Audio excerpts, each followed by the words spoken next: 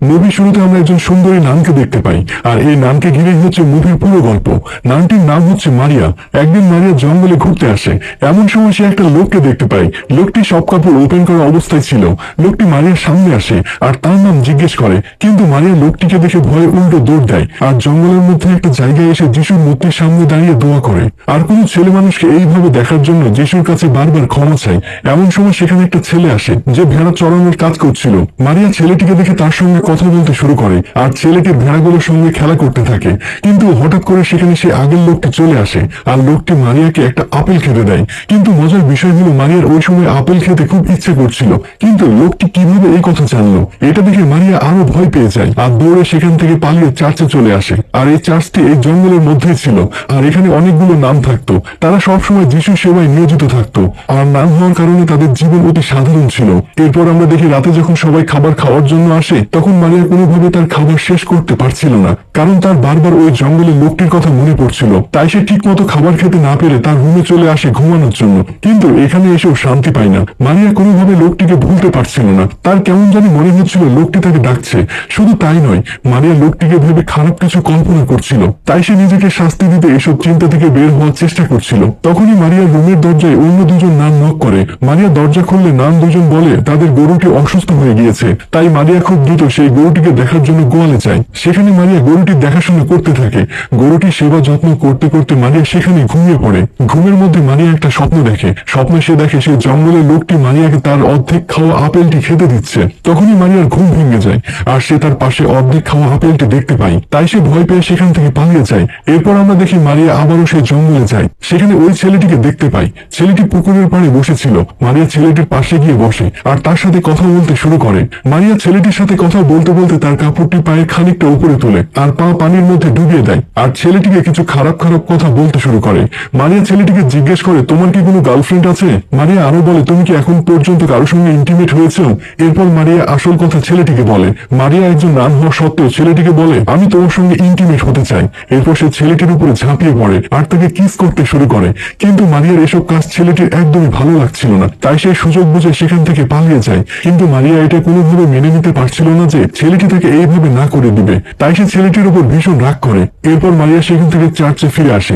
সেখানে এসে সে খাবার খেতে বসে। খাবার খাওয়ার সময় সে ওই ছেলেটির কথা ভাবছিল। কোনো মতে খাবার শেষ করে মারিয়া চার্চের এদিক ওদিক হাঁটতে শুরু করে। এমন সময় সে দেখতে পায় একজন নান নিজে নিজে মারা যাওয়ার চেষ্টা করছে, কারণ চার্চের অন্য কিছু নানরা তাকে অনেক বিরক্ত করত।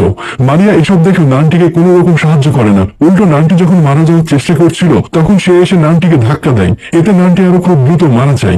এরপর মারিয়া সেখান থেকে ওই ছেলেটির বাড়ি চলে যায়। সেখানে গিয়ে মারিয়া দেখতে পায় ছেলেটি একটা বুড়ো মহিলার সঙ্গে সেখানে থাকে।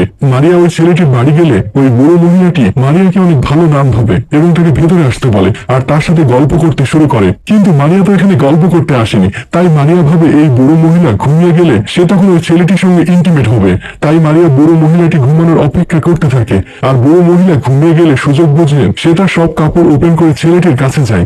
ছেলেটি তখনও ঘুমিয়েছিল, কিন্তু মারিয়া যখনই ছেলেটির সঙ্গে কিছু করবে তখনই ছেলেটি জেগে যায় আর এসব করতে মানা করে দেয় আর চিল্লাচিল্লি করতে শুরু করে।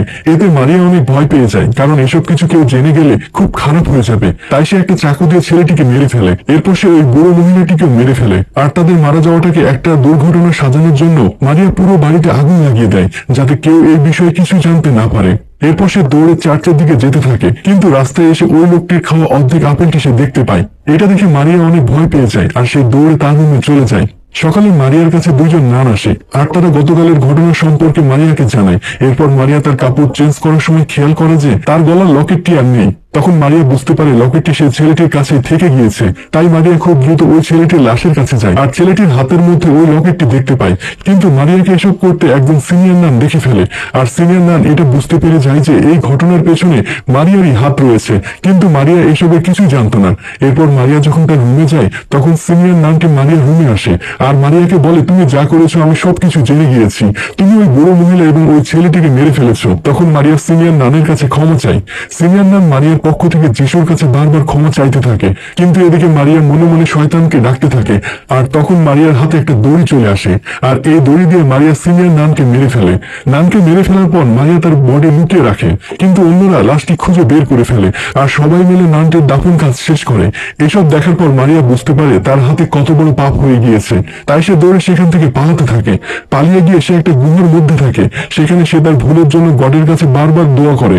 কিন্তু তখনই জঙ্গলে সেই লোকটি সেখানে চলে আসে আর মারিয়াকে বলে, তুমি আর আমি একই, শয়তান আমাদের উপর সন্তুষ্ট, তাই সে আমাদেরকে বেছে নিয়েছে। আর এবার আমি আর তুমি মিলে চার্চের বাকি নানদেরকে আমাদের মতো বানিয়ে ফেলবো। এরপর আমরা দেখি মারিয়া আবারও চার্চে ফিরে এসেছে, আর সিনিয়র নান মারা যাওয়ার কারণে বাকি নানরা মারিয়াকে সিনিয়র নান হিসেবে বেছে নেয়। এরপর সবাই এটি উদযাপন করতে থাকে, আর এমন সময় এক এক করে সব নানরা মারিয়াকে চাকু মারতে শুরু করে।